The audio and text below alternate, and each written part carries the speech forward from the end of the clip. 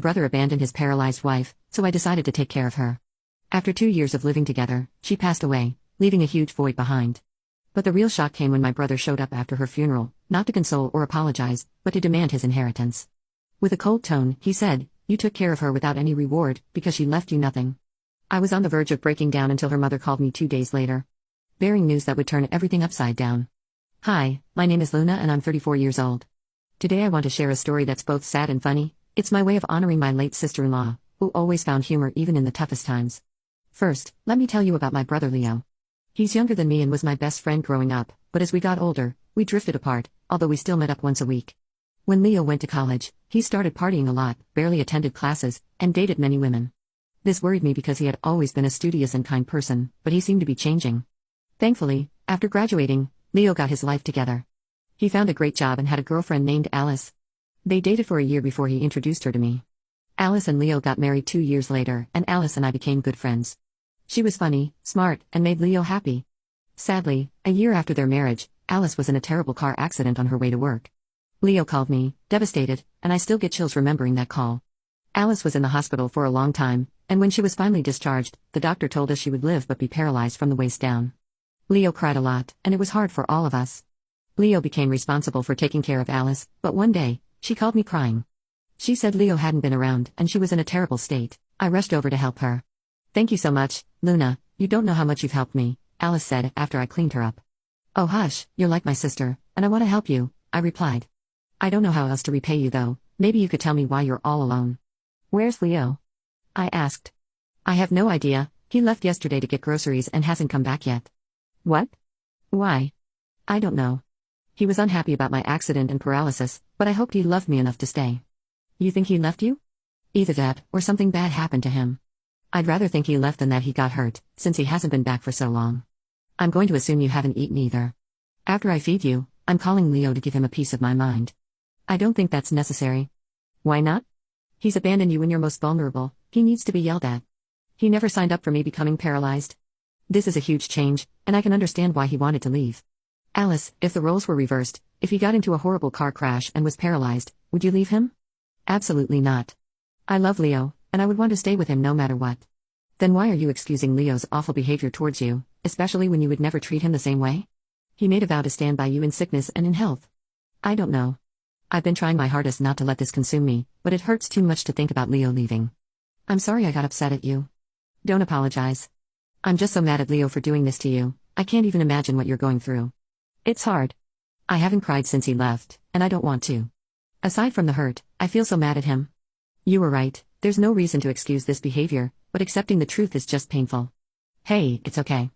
You know what? Why don't you come live with me? That way, I can take care of you, and you won't be alone. I don't want to be a burden on you."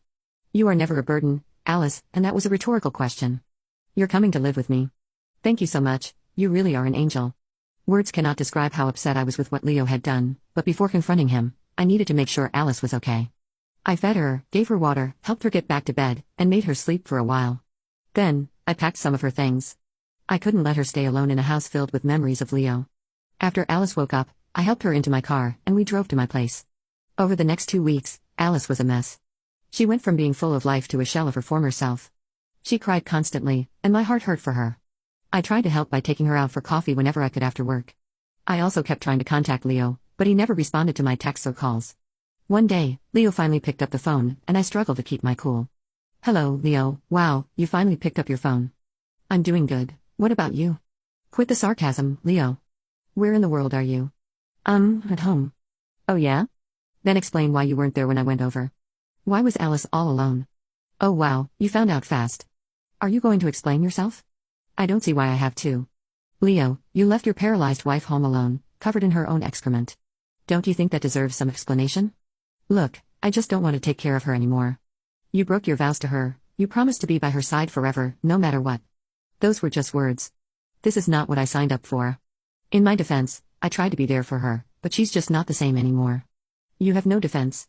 If you had really tried, the least you could have done was talk to Alice about how you felt and then left her in the care of someone better. Running away is something only cowards do.